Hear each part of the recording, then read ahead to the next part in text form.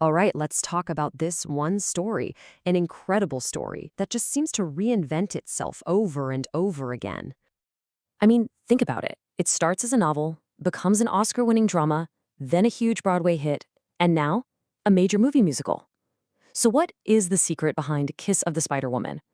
Why has this one single story managed to captivate people for almost half a century? Well, that's what we're going to unpack. And you can see that journey right here. It's pretty amazing. Kicking off in 1976 as the super experimental novel, then an Oscar-winning film, a Broadway smash, and now a whole new movie musical reimagining. It's like the story shapeshifts for every new generation, you know? So, to really get why this story has such a grip on us, we've got to strip it all the way down. Forget the Oscars, forget the Tonys. At its heart, it's about two prisoners in one cell. And that setting? Wow. It's not just a room. We're talking a grim, claustrophobic cell during Argentina's dirty war. This was a really dark, oppressive time. So the prison itself, it's like a third character in the story, this constant force trying to crush these two men. And this is where the sparks really fly. You've got these two guys who are polar opposites. First, there's Molina, the escapist. He's a window dresser who's all about romance, glamour, Hollywood fantasies. Then you have Valentín, the realist, a hardcore Marxist revolutionary who thinks all that personal stuff is just a distraction from the real fight. I mean, you couldn't pick two more different people to lock in a room together. So the question is, how do you even survive that? How do you get through the day? Well, Molina, he's got a secret weapon. It's all about fantasy versus reality. To escape the absolute horror of their situation, we're talking torture, confinement, Molina starts telling stories. He recounts his favorite old movies, these 1940s melodramas, in incredible detail. He's basically painting a picture with his words right on the prison walls, and it becomes an escape for both of them. And what I love is this quote from Molina. He says, "It's not Citizen Kane. Call it kitsch, call it camp. I don't care. I love it." He knows these movies aren't, high art. They're a little over the top. But that's not the point. The point is the feeling they give him, the escape they offer. That's what makes them so valuable.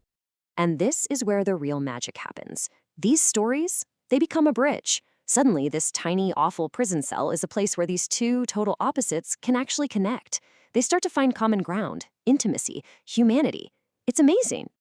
Okay, so that's the core of the story. Now let's look at its evolving legacy, because how this story has been told and retold through the years is just as fascinating. It all kicks off in 1976.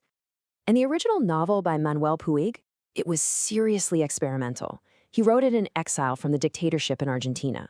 The book uses all this unconventional formatting, like footnotes and tons of dialogue, and it really dives deep into the fluidity of gender and sexuality. It was a radical book for a radical time. Okay, fast forward to 1985. This is when it really exploded into the mainstream. Hector Babenco's film was a huge deal. It was the first independent film ever to get a Best Picture nomination at the Oscars. William Hurt won Best Actor for playing Molina.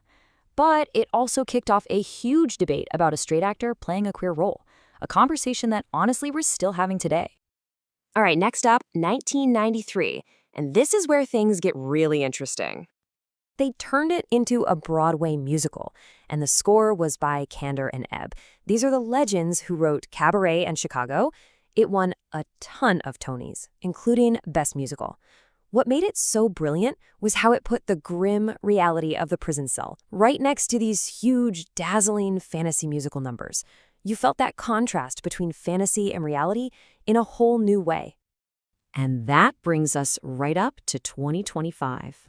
So there's a new movie musical in the works from director Bill Condon, and it feels like what one critic called a satisfying course correction. This time, Molina is played by Tonatiuh, a queer, non-binary actor, which is a huge step. And structurally, they're really separating the prison drama from the fantasy musical numbers, letting each part shine. So, after all this time, all these different versions, why does it still resonate so much? Why does this story feel like it's for right now? I mean, a story that's almost 50 years old feeling this urgent, there's got to be a reason. And I think it really comes down to a few core things. First, you've got this idea of art as resistance. Storytelling isn't just a hobby here. It's a weapon for survival against this oppressive government. Then, there's the idea of finding humanity in the worst possible places. These two men from completely different worlds learn to actually care for each other. And finally, it completely redefines identity and love. It challenges all these rigid ideas about gender, sexuality, and even what it means to be a revolutionary. These are the things that keep it feeling so powerful. It's like what one critic said, the story feels like it's in direct conversation with the chaotic and dystopian reality of the now. It just seems to pop up right when we need to hear its message the most. And that really gets to the core of it, right?